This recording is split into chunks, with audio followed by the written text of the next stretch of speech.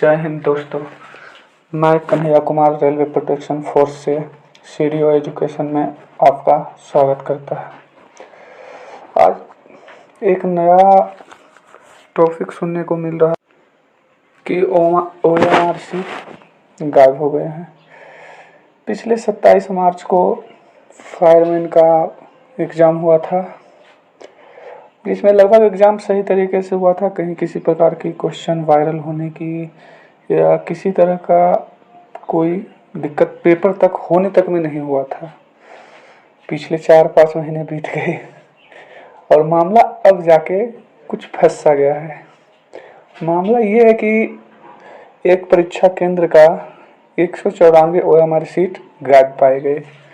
Paper 27 मार्च को हुआ है, 27 मार्च 2022 को, और ये बात का खुलासा 4 जुलाई को हुआ। यानी कि 4 महीने तक उस पेपर के बारे में किसी को कुछ नहीं पता है। वो सिर्फ स्ट्रॉन्ग रूम में रखा रहा, ना उसकी स्कैनिंग हुई ना कुछ हुई।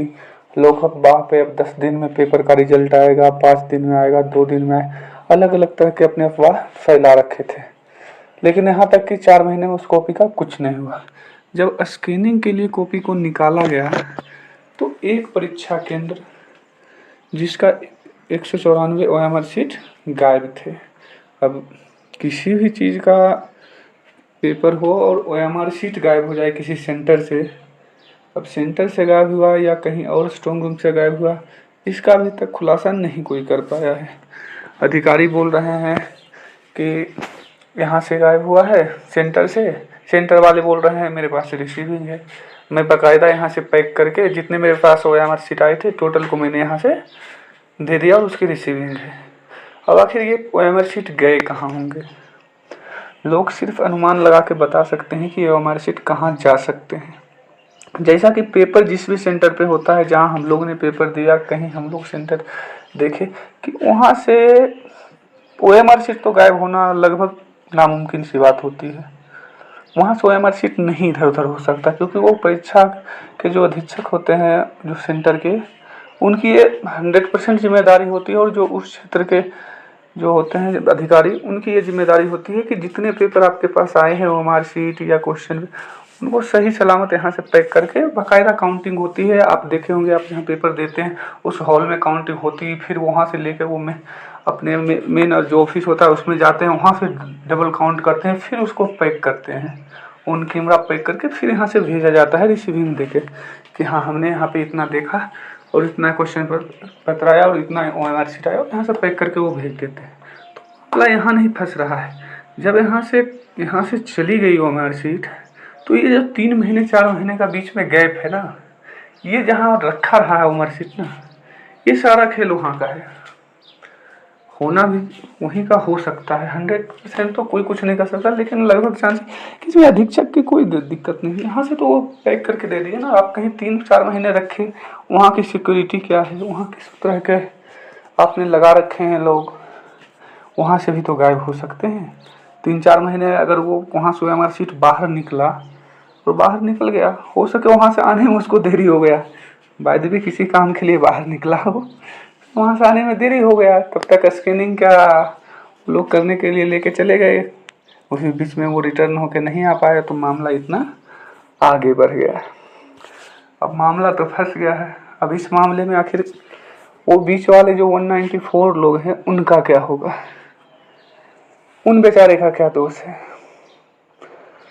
जो उतने बीच के पेपर, हाँ उसमें किन्हीं ने तो सेटिंग या जो भी हो, जिस मामले में ये मिसिंग तो नहीं हो सकता, ऐसा कुछ नहीं हो सकता कि ये पेपर मिस हो जाए। इतने आसान नहीं रहते हैं पेपर मिस हो जाना, कहीं से OMR सीट मिस हो जाए, इतना आसान नहीं रहता। ये किसी और कारण के लिए निकाले, वापस नहीं आ पाया होगा। अब मामला यहाँ फंस चुका है। इस बात से तो आप 100% श्योर रहिए कि उनका पेपर दोबारा हो नहीं सकता, ना ये बोर्ड दोबारा पेपर उनका ले सकता है। अब यहाँ पे मामला सिर्फ 2 ही फंसता है। बोर्ड ये चीज़ का इंतज़ार करेगी कब ये मामला शांत हो जाए, फिर उनका जो मन होगा वो करके वो रिजल्ट दे देंगे, या तो उसी बीच में रोल नंबर में वो 10-20 का रिजल्ट मैनेज करके दे दें। बाकी वो कुछ ज़्यादा करेंगे नहीं इस चीज़ में।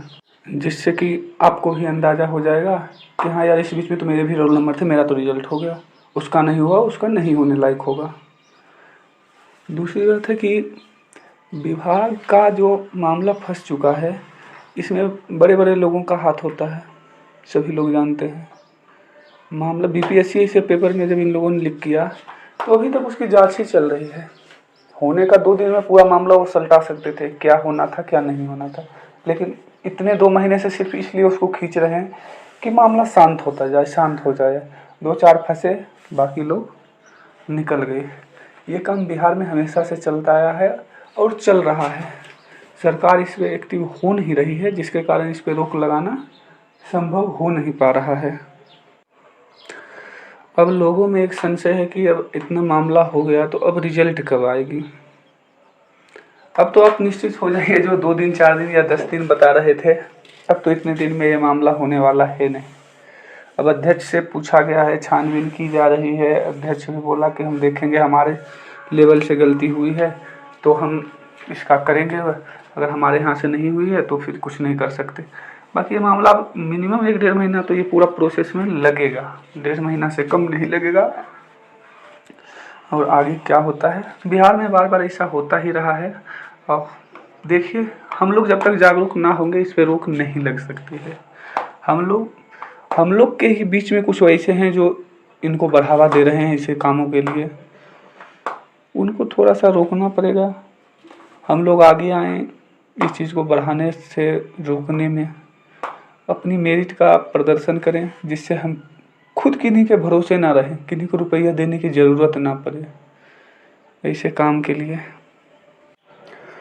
बाकी फायरमैन से रिलेटेड किसी प्रकार की जानकारी अगर आती है तो आपके साथ ज़रूर से ज़रूर शेयर की जाएगी।